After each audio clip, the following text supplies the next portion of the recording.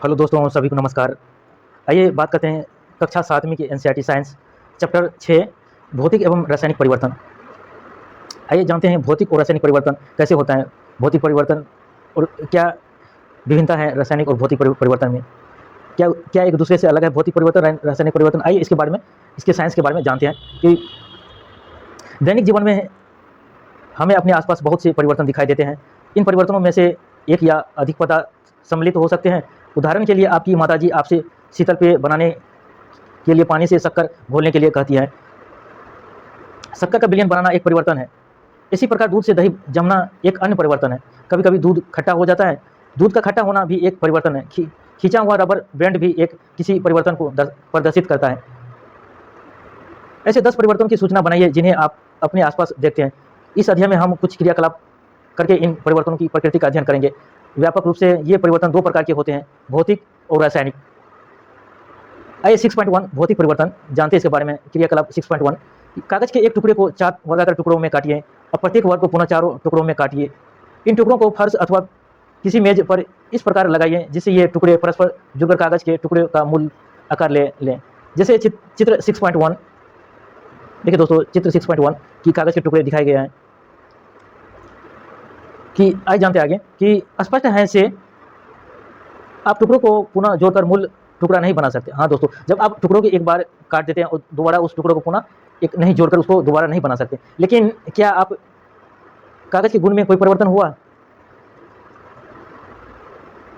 क्रियाकलाप 6.2 अपनी कक्षा के ब्लैक बोर्ड के आसपास फर्श पर गिरे चॉक पाउडर को एकत्रित कर लें अथवा चॉक के एक छोटे टुकड़े को चूर्ण या पाउडर बना लें। इस पाउडर में थोड़ा जल मिलाकर पेस्ट बना लें तो इसे चॉक के आकार में बेलकर सूखने दें। तो क्या आप चॉक के चूर्ण से फिर चॉक बना सकते हैं?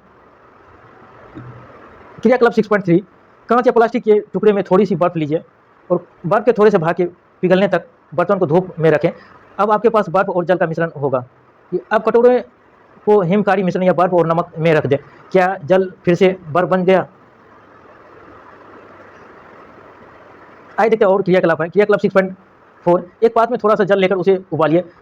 क्या आपको जल की सतह से भाप निकलती दिखाई देती है? तो उबलते हुए जल से कुछ दूरी पर भाप के ऊपर कितनी बर्तन को उल्टा करके रखिए और बर्तन की भीतरी सतह को देखिए। क्या आपको वहां जल की कोई बूंद दिखाई देती है? और क्रियाकलाप 6.5 की सावधानी बोलते कि ज्वाला पर कोई कार्य करते समय सावधानी बरतें। उपयोग किए जा चुके लोहे की आरी की ब्लेड को चिमटे से पकड़िए और उसके मुक्त सिरे के अगले भाग को गैस स्टोव की ज्वाला पर रखिए। कुछ मिनट तक प्रतीक्षा कीजिए। क्या ब्लेड के अग्र भाग के रंग में कोई परिवर्तन होता है? ब्लेड को ज्वाला से हटाइए। कुछ समय बाद अग्र भाग को पुनः देखिए। क्या इसका पहले वाला रंग वापस आ जाता है? क्रियाकलाप 6.1 या 6.2 में आपने देखा कि कागज तथा चौक के अमाप साइज में परिवर्तन हो जाता है। क्रियाकलाप 6.3 और 6.4 में जल की अवस्था परिवर्तित हो जाती है, ठोस से द्रव अथवा गैस से द्रव। तो क्रियाकलाप 6 में आरी के ब्लेड को गर्म करने पर परिवर्तित हो जाता है। पदार्थ के आकार, अमाप, साइज, रंग और अवस्था जैसे गुण उसके भौतिक गुण कहलाते हैं। कि भौतिक गुण कौन से कहलाते हैं? जो पदार्थ के आकार, अमाप, रंग और अवस्था, ये क्या कहलाते हैं? भौतिक गुण पदार्थ के कहलाते हैं। कि वह परिवर्तन जिसमें किसी पदार्थ के भौतिक गुणों में परिवर्तन हो जाता है उसे भौतिक परिवर्तन कहते हैं। दोस्तों ये इंपॉर्टेंट है कि भौतिक परिवर्तन क्या कहलाते हैं? कि जिसमें किसी पदार्थ के भौतिक गुणों में परिवर्तन होता है। जो भौतिक गुण क्या होते हैं? पदार्थ के, किसी पदार्थ के आकार होते हैं, किसी पदार्थ के अमाप या साइज होते हैं, रंग होते हैं, अवस्था जैसे गुण होते हैं, ये भौतिक गुण कहलाते हैं। भौतिक परिवर्तन समानता उत्कर्मणीय होता है। दोस्तों भौतिक परिवर्तन हमारा समानता क्या होता है? उत्कर्मणीय होता है। ऐसे परिवर्तन में कोई नया पदार्थ नहीं बनता है। उत्कर्मणीय परिवर्तन में दोस्तों कोई नया पदार्थ नहीं बनता है, इसको याद रखना दोस्तों। उत्कर्मणीय पदार्थ ऐसे पदार्थ में कोई नया परिवर्तन नहीं होता है। अब हम दूसरे के परिवर्तन के विचार करें, रासायनिक परिवर्तन। अब भौतिक परिवर्तन विचार कर लिए दोस्तों, अब आगे बात करते हैं रासायनिक परिवर्तन। 6.2 लोहे में जंग लगना एक ऐसा परिवर्तन है जिससे आप भली भांति परिचित है। यदि आप लोहे के एक टुकड़े को कुछ दिनों के लिए खुले में छोड़ दें तो इस पर भूरे रंग के पदार्थ की परत जम जाती है। यह पदार्थ रंग कहलाता है और यह प्रक्रम जंग लगना कहलाता है। कि जैसे चित्र 6.2 में दिखाए गए हैं कि दोस्तों देखो कि 6.2 में कि लोहे की कुछ जंग लगी वस्तुएं दिखाई गई हैं, इसमें दिखाए गए हैं। चित्र 6.2 में लोहे में कुछ वस्तु जो वायु की उपस्थिति में रखे हैं उसमें जंग लगे हुए। तो पार्क अथवा लॉन आदि के लोहे के दरवाजे अथवा बगीचे या पार्क आदि में रखी लोहे की बेंच और लोहे की लगभग कोई भी वस्तु जो खुले में रखी रहती है में जंग लग जाती है। आपने देखा होगा कि घर में रखी कुल्हाड़ी, हथौड़ा आदि को वायु में कुछ दिनों तक खुला रख देने पर उनमें जंग लग जाती है। रसोई में लोहे का गीला तथा कुछ समय तक खुला छोड़ देने पर भी उसमें जंग लग जाती है। जंग लोहा नहीं है, जंग उस पदार्थ या लोहे से भिन्न होती है जिस पर यह लगती है। आइए हम कुछ ऐसे और परिवर्तन पर विचार करें जिनमें नए पदार्थ निर्मित होते हैं। जैसे क्रियाकलाप 6.6 शिक्षक द्वारा निष्सित किए जाने के लिए सावधानी। मैग्नीशियम के जलते हुए फीते अथवा तार की और लंबी अवधि तक देखना हानिकारक होता है कि शिक्षकों को बच्चों को बताना चाहिए कि वे जलते हुए मैग्नीशियम की ओर अधिक समय तक टकटकी ना रखें। कि हाँ दोस्तों, मैग्नीशियम को जलते हुए अधिक समय तक देखना नहीं चाहिए। मैग्नीशियम की पतली पट्टी या फीता अथवा तार का टुकड़ा लीजिए और इसके सिरों को रेगमाल से साफ कर लीजिए। सिरे को मोमबत्ती की लौ के पास लाइए और यह चमकदार श्वेत सफ़ेद प्रकाश देती हुए जलने लगेगी, जैसे चित्र 6.3 में दिखाए गए हैं। दोस्तों देखिए चित्र 6.3 मैग्नीशियम जलता हुआ फीता देखिए इसमें दिखाया गया है, चित्र 6.3। पूरी तरह जलने के बाद कुछ श्वेत भस्म पाउडर शेष रह जाती है। क्या भस्म मैग्नीशियम के फीते जैसी लगती है?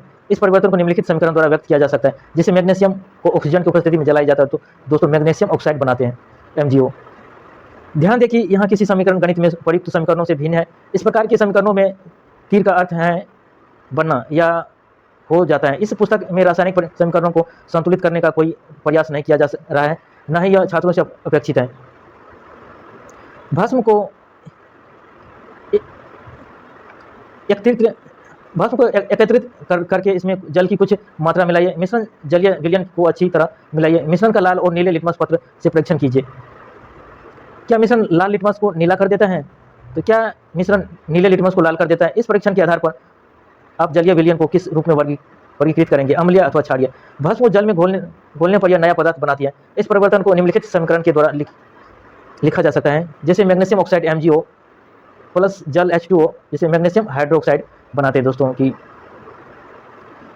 मैग्नीशियम ऑक्साइड को और जल के साथ अभिक्रिया करते हैं तो मैग्नीशियम हाइड्रोक्साइड बनाते हैं। जैसा कि आपने अध्याय 5 में पढ़ा था, मैग्नीशियम हाइड्रोक्साइड एक क्या है? क्षारक है दोस्तों। जिसमें भी हाइड्रोक्साइड लग जाए वो हमेशा क्या होते हैं? वो क्षारक होते हैं। अतः मैग्नीशियम ऑक्साइड एक नया पदार्थ है जो मैग्नीशियम के जलने पर बनता है। मैग्नीशियम हाइड्रोक्साइड एक नया पदार्थ है जो मैग्नीशियम ऑक्साइड को घोलने में बनाता है। क्रियाकलाप 6.7 शिक्षक द्वारा निर्देशित किए जाने के लिए कांच के एक गिलास का कटोरे अथवा चौड़े मुंह की बोतल में लगभग आधा कप पानी लेकर उसमें 1 चम्मच कॉपर सल्फेट या नीला थोथा या घोल लीजिए। इस विलयन में तनु सल्फ्यूरिक अम्ल की कुछ बूंदें मिलाइए, आपको नीले रंग का विलयन मिल जाएगा। एक परखनली अथवा कांच की छोटी बोतल में विलयन का थोड़ा सा नमूना बचा लीजिए। शेष विलयन में एक कील अथवा उपयोग किए जा चुके ब्लेड का टुकड़ा डाल दीजिए। लगभग आधे घंटे तक प्रतीक्षा कीजिए। अब विलयन के रंग को देखिए, इसकी तुलना अलग से बचाए गए नमूने या वाले विलयन के रंग में कीजिए। चित्र 6.4 में दिखाए गए हैं कि दोस्तों कॉपर सल्फेट का विलयन है, तो लोहे के साथ अभिक्रिया के कारण कॉपर सल्फेट विलयन के रंग में परिवर्तन। क्या आपको विलयन के रंग में कोई परिवर्तन दिखाई देता है? कील अथवा ब्लेड को बाहर निकाल लीजिए। क्या इसमें कोई परिवर्तन दिखाई देता है? आपको जो परिवर्तन दिखाई देते हैं वे कॉपर सल्फेट और लोहे के बीच अभिक्रिया के कारण होते हैं। कि कॉपर सल्फेट और लोहे के बीच अभिक्रिया होते हैं दोस्तों कि लोहे के साथ अभिक्रिया करके कॉपर सल्फेट विलयन के रंग में परिवर्तन हो जाते हैं। विलयन के रंग नीले रंग से हरा हो जाता है। कि क्या होता है दोस्तों कि तो कॉपर सल्फेट और लोहे के बीच अभिक्रिया होते हैं तो विलयन का रंग क्या होते हैं? नीले रंग से हरा हो जाता है। एक नए पदार्थ आयरन सल्फेट के बनने के कारण होता है। लोहे की कील पर भूरा निक्षेप कॉपर या तांबे की परत के कारण होता है, जो एक अन्य नया पदार्थ है। हम इस अभिक्रिया को निम्न प्रकार से व्यक्त कर सकते हैं। जैसे कॉपर सल्फेट विलयन CuSO4 या नीला थोथा प्लस लोहा Fe को आयरन सल्फेट विलयन FeSO4 हरा प्लस कॉपर Cu जो भूरा निक्षेप जो भूरे रंग के निकलते हैं। जैसे देखिए लोहे दोस्तों नीचे ये भूरे रंग के ये दिखाई दिए। आइए क्रियाकलाप 6.8 जानते हैं। किसी परखनली में लगभग 1 चम्मच सिरका लीजिए और इसमें चुटकी भर खाने का सोडा डालिए, आपको एक बुदबुदाहट की ध्वनि सुनाई देगी और गैस के बुलबुले बाहर निकलते दिखाई देंगे। इस गैस को चित्र 6.5 में दिखाई गई व्यवस्था के अनुसार ताजे ये बने चूने के पानी में से गुजारिए। इस चित्र 6.5 में दिखाए गए हैं दोस्तों कि चूने के पानी में से गैस को गुजारने के लिए व्यवस्था दिखाए गए हैं। सिरका प्लस खाने का सोडा इसमें दिया गया और चूने का पानी है इसमें कि कार्बन डाइऑक्साइड इसमें दिखाए गए। आइए आगे बात करते हैं। दिखाई गई व्यवस्था के अनुसार ताजे बने चूने के पानी में से गुजारिए। चूने का पानी तैयार करने की विधि अध्याय 5 में बताई गई है। चूने के पानी में क्या परिवर्तन होता है? प्रश्नली में निम्न प्रकार से होते हैं। सिरका एसिटिक अम्ल प्लस खाने का soda sodium hydrogen carbonate plus carbon dioxide plus अन्य पदार्थ बनते हैं। कि इसमें सिरका था, खाने का सोडा मिलाया गया और कार्बन डाइऑक्साइड और चूने का पानी अन्य पदार्थ बनते हैं। आइए आगे बात करते हैं। कार्बन डाइऑक्साइड और चूने के पानी के बीच अभिक्रिया निम्न प्रकार से होती हैं। कार्बन डाइऑक्साइड CO2 प्लस चूने का पानी CaOH2 क्या बनाते हैं? कैल्शियम कार्बोनेट CaCO3 प्लस जल बनाते हैं। कि जब भी कार्बन डाइऑक्साइड और चूने के पानी से अभिक्रिया करते हैं CaOH2 से, तो क्या बनाते हैं? कैल्शियम कार्बोनेट और जल बनाते हैं। जब कार्बन डाइऑक्साइड को चूने के पानी में प्रभावित किया जाता है तो कैल्शियम कार्बोनेट बनता है। तो दोस्तों इसको याद रखना, जब भी कार्बन डाइऑक्साइड को चूने के पानी में प्रभावित किया जाता है कैल्शियम कार्बोनेट बनाता है, जिससे चूने का पानी दूधिया हो जाता है। चूने के पानी का दूधिया हो जाना कार्बन डाइऑक्साइड का मानक परीक्षण है। आप इसका उपयोग अध्याय 10 में यह दिखाने के लिए करेंगे कि हम स्वयं श्वसन में जो वायु बाहर निकालते हैं उसमें कार्बन डाइऑक्साइड की मात्रा अधिक होती है। क्रियाकलाप 6.6 से 6.8 में आपने देखा कि प्रत्येक परिवर्तन में एक या अधिक एक नए पदार्थ बनते थे। क्रियाकलाप 6.6 में मैग्नीशियम को जलाने पर बनने वाली भस्म एक नया पदार्थ थी। क्रियाकलाप 6.7 में कॉपर सल्फेट की लोहे के साथ अभिक्रिया से आयरन सल्फेट और कॉपर बनते हैं। कॉपर सल्फेट की लोहे के साथ अभिक्रिया करके आयरन सल्फेट बनते हैं और कॉपर बनते हैं। ये दोनों नए पदार्थ थे। कॉपर और लोहे के ब्लेड पर निक्षेपित हो गया था। कॉपर क्या हो गया? लोहे के ब्लेड पर निक्षेपित हो गया। क्रियाकलाप 6.8 में सिरका और खाने के सोडे की अभिक्रिया से कार्बन डाइऑक्साइड बनी थी और जिसने चूने के पानी को दूधिया कर दिया था। क्या आप इस अभिक्रिया में बनने वाले नए पदार्थ का नाम बता सकते हैं? तो वह परिवर्तन जिसमें एक अथवा एक से अधिक नए पदार्थ बनते हैं रासायनिक परिवर्तन कहलाते हैं। हाँ दोस्तों, कि जब भी होते हैं वह पदार्थ जिसमें एक अथवा एक से अधिक नए पदार्थ बनते हैं। आपने सारे क्रियाकलाप आपने देखा तो नहीं देखा तो आप दोबारा देख लेना। रासायनिक परिवर्तन को रासायनिक अभिक्रिया भी कहते हैं। रासायनिक परिवर्तन को रासायनिक अभिक्रिया कहते हैं। रासायनिक परिवर्तन हमारे दैनिक जीवन में अत्यधिक महत्वपूर्ण है। सभी नए पदार्थ रासायनिक परिवर्तनों के परिणाम स्वरूप ही बनते हैं। उदाहरण के लिए यदि किसी व्यवस्था में से धातु का निष्कर्षण करना हो, जैसे लोहे अयस्क से लोह का, तो हमें निश्चित क्रम में रासायनिक परिवर्तन करने पड़ते हैं। औषधि भी रासायनिक अभिक्रिया की श्रृंखला का अंत्योद उत्पाद होती हैं। उपयोगी नए पदार्थ जैसे प्लास्टिक, अपमार्जक, डिटर्जेंट को रासायनिक अभिक्रिया द्वारा ही बनाया जाता है। वास्तव में प्रत्येक नए पदार्थ की खोज रासायनिक परिवर्तन का अध्ययन करके की गई है। हमने देखा कि रासायनिक परिवर्तन में एक या एक से अधिक नए पदार्थ निर्मित होते हैं। नए उत्पादों या पदार्थ के अतिरिक्त रासायनिक परिवर्तन में निम्न घटनाएं भी हो सकती हैं। ऊष्मा, प्रकाश अथवा किसी अन्य पदार्थ के विकिरण, उदाहरण के लिए परावैंगनी का नियुक्त बाहर निकालना अथवा उनका अवशोषित होना, ध्वनि का उत्पन्न होना, गंध में परिवर्तन होना या किसी अन्य गंध का बनना, रंग में परिवर्तन होना,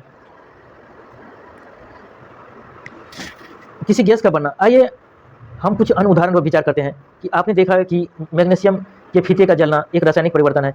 कोयला, लकड़ी अथवा पत्तियों का जलना भी एक रासायनिक परिवर्तन। वास्तव में किसी भी पदार्थ का जलना एक रासायनिक परिवर्तन है। जलने के साथ सदैव ऊष्मा का उत्पादन होता है। पटाखों का विस्फोट एक अन्य रासायनिक परिवर्तन है। आप जानते हैं कि ऐसे विस्फोट से ऊष्मा, प्रकाश, ध्वनि और रुचिकर गैसें उत्पन्न होती हैं जो वायुमंडल को प्रदूषित करती हैं। इसलिए आपको पटाखे न जलाने की सलाह दी जाती है। जब भोजन सामग्री बासी हो जाती है अथवा सड़ जाती है तो उसमें दुर्गंध आने लगती है। तो क्या हम इस परिवर्तन को रासायनिक परिवर्तन कर सकते हैं? सुरक्षात्मक अवधारणा। आपने वायुमंडल में ओजोन की परत के बारे में अवश्य सुना होगा। यह हमें सूर्य के प्रकाश में उपस्थित हानिकारक परावैंगनी विकिरणों से बचाती है। ओजोन परावैंगनी विकिरण को अवशोषित कर देती है और ऑक्सीजन में परिणत हो जाती है। ऑक्सीजन ओजोन से भिन्न होती है। क्या हम ओजोन के अपघटन को रासायनिक परिवर्तन कर सकते हैं। यदि ओजोन द्वारा पराबैंगनी विकिरण अवशोषित नहीं होती है तो वह पृथ्वी की सतह पर पहुंचकर हमें और अन्य जीवों को हानि पहुंच जाती है। ओजोन इस विकिरण से हमें सुरक्षा प्रदान करती है।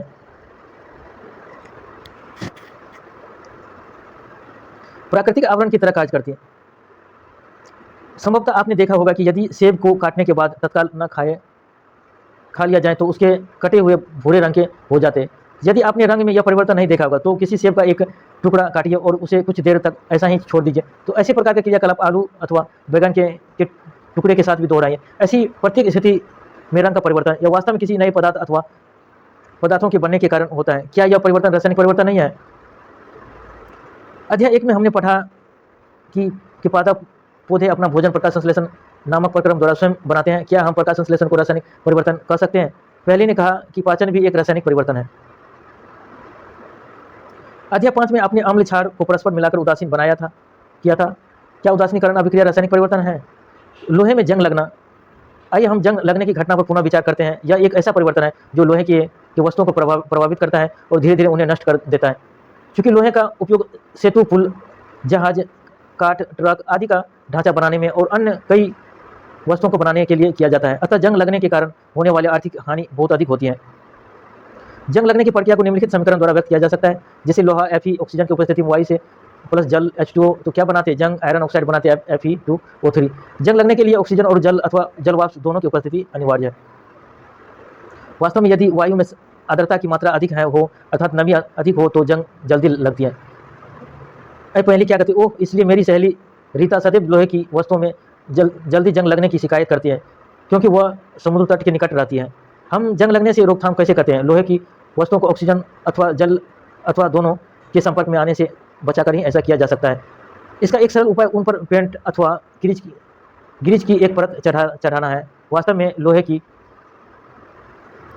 सभी वस्तुओं पर नियमित रूप से पेंट अथवा गिरिज की परत चढ़ाने रहना चाहिए जिससे उनमें जंग लगने को रोका जा सके। एक अन्य उपाय लोहे के ऊपर क्रोमियम अथवा जस्ता जिंक जैसी किसी धातु की परत चढ़ाना है। तो लोहे के जिंक की परत चढ़ाने का प्रक्रम यदि लेपन या गैल्वेनाइजेशन कहलाता है। कि लोहे का परत जब भी चढ़ाया जाता है उसको क्या कहलाता है दोस्तों? गैल्वेनाइजेशन कहलाता है। अपने घरों में पानी की आपूर्ति के लिए उपयोग होने वाले लोहे के पाइप यदि लेपित होते हैं जिसमें अपनी जंग नहीं लगता है। क्या आपने जानते हैं कि पानी के जहाज़ों के बने होते हैं और उनका एक भाग हमेशा पानी में डूबा रहता है, तो पानी के ऊपर के भाग पर भी जल की बूंदें गिरती रहती है। तो यही नहीं, समुद्र के पानी में अनेक लवण भी पाए जाते हैं। लवण युक्त जल जंग लगने के प्रक्रम की तरह को बढ़ा देते हैं। अतः जहाज़ों पर पेंट करने के बाद भी उन्हें जंग लगने से काफ़ी क्षति होती है। यही नहीं, जहाज़ों के लोहे के कुछ भाग को बदलना प्रतिवर्ष आवश्यक हो जाता है। क्या आप विश्व में जंग लगने से होने वाली कुल आर्थिक हानि की कल्पना कर सकते हैं? स्टेनलेस स्टील की लोहे से कार्बन और क्रोमियम, निकेल तथा मैग्नीशियम जैसी धातुओं का मिलाकर बनाया जाता है। कि दोस्तों स्टेनलेस स्टील होते हैं ना, तो उसमें कार्बन क्या क्या होते हैं? इसमें कार्बन होते हैं, क्रोमियम होते हैं, निकेल होते हैं, मैग्नीज जैसे धातु को मिलाकर बनाया जाता है कि तो इसमें जंग नहीं लगते हैं। कि दोस्तों आपको पूछा जा सकता है कि जैसे स्टेनलेस स्टील है लोहे, उसमें क्या क्या होते हैं? कि लोहे में कार्बन होते हैं, क्रोमियम होते हैं, निकेल होते हैं, मैग्नीशियम होते हैं। ये आपके परीक्षा में पूछा जा सकता है। आइए आगे बात करते हैं क्रिस्टलीकरण जानते हैं इसके बारे में? कक्षा 6 में आपने पढ़ा था कि साधारण नमक लवण को समुद्री जल के वाष्पों द्वारा प्राप्त किया जा सकता है। इस प्रकार प्राप्त होने वाले नमक शुद्ध नहीं होता है और उसके क्रिस्टल छोटे होते हैं। इस प्रकार प्राप्त नमक के क्रिस्टलों के आकार को स्पष्ट रूप से नहीं देखा जा सकता है।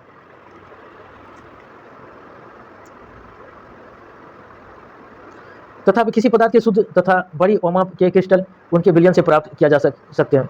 यह प्रक्रिया क्रिस्टलीकरण कहलाती है। यह भौतिक परिवर्तन का एक उदाहरण है।